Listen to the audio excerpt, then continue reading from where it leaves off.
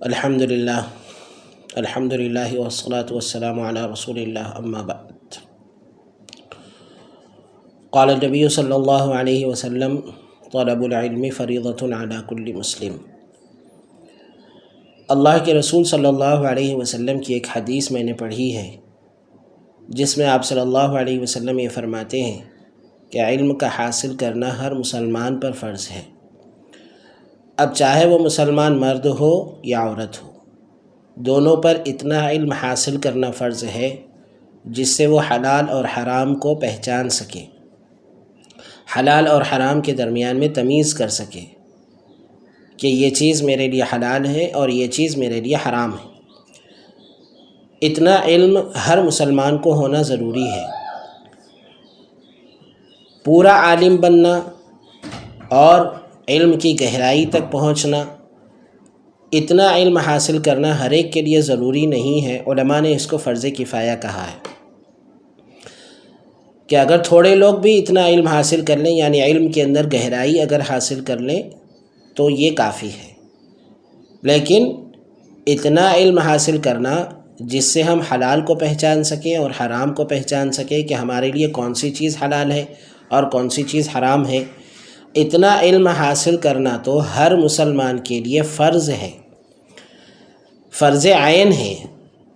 جس طرح سے نماز ہمارے لیے فرض ہے، اسی طرح اتنا علم ہم کو حاصل کرنا فرض ہے جس سے ہم حلال کو پہچان سکیں، حرام کو پہچان سکیں۔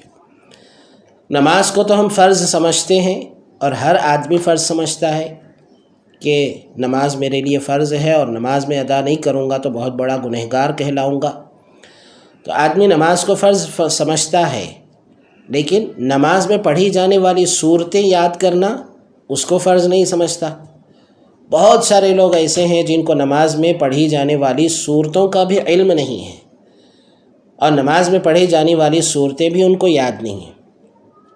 اس لیے علم کی طرف اور علم کے حاصل کرنے کی طرف ہر مسلمان کو توجہ دینے کی ضرورت ہے۔ ہر مسلمان علم کے حاصل کرنے کی طرف توجہ دے، اتنا علم حاصل کرے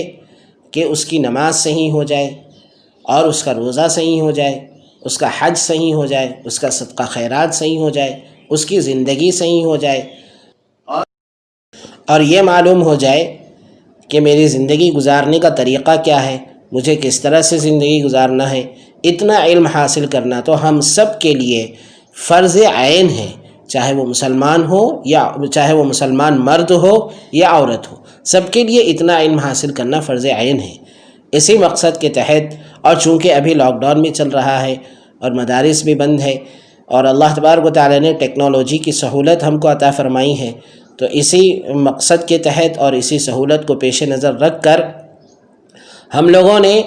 ایک ادارہ قائم کیا ہے جس ادارے کا نام ہے علی آن لائن اکیڈمی، جس کے تحت ہر مسلمان مرد عورت چاہے وہ کسی بھی عمر سے تعلق رکھتے ہوں، ان کو قرآن مجید کی تعلیم دی جائے گی، تجوید کی تعلیم، ناظرہ قرآن کی تعلیم اور سورتوں کو یاد دلانے کی تعلیم، اور اسی طرح زندگی میں ان کو پیش آنے والے جتنے مسائل ہیں اور زندگی میں ہر انسان کو جن چیزوں کی ضرورت پڑتی ہے وہ تمام چیزیں ان کو یاد دلائی جائیں گی اور ان کو بتایا جائے گا، اس کا علم ان کو دیا جائے گا۔ بہت مختصر وقت رکھا گیا ہے، رات میں 6 بجے سے یہ کلاسز شروع ہوں گے اور 8:30 بجے کے درمیان میں یہ کلاسز ختم ہو جائیں گے، اور یہ تعلیم پوری کے پوری آن لائن رہے گی اور